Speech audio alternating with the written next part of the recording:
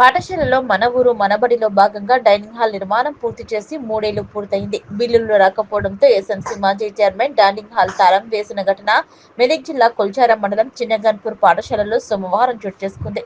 మెదక్ జిల్లా కొల్చారం మండలం చిన్నగన్పూర్ జిల్లా పరిషత్ ఉన్నత పాఠశాలలో మన ఊరు మనబడి పథకం కింద పాఠశాలలో డైనింగ్ హాల్ తదితర పనులు చేపట్టేందుకు నిధులు మంజూరయ్యాయి.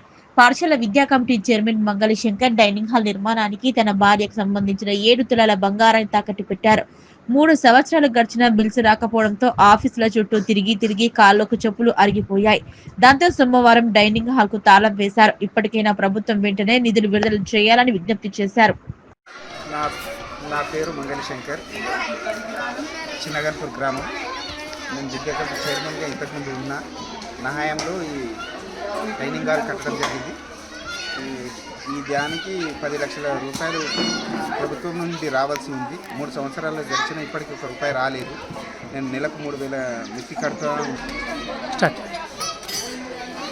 ఇప్పటికే నా జీతం ఇదైతుంది కాబట్టి ఇప్పటికైనా రేవంత్ రెడ్డి గారు ఇది నిధులను తొందరగా విడుదల చేయాలని, ఒక్కరోజుగా పిల్లలను బయటకు లాకేయడం జరిగింది. ప్రభుత్వం స్పందించి వెంటనే ఈ నిధులు మంజూరు చేయాలని ప్రభుత్వాన్ని డిమాండ్ చేస్తుంది.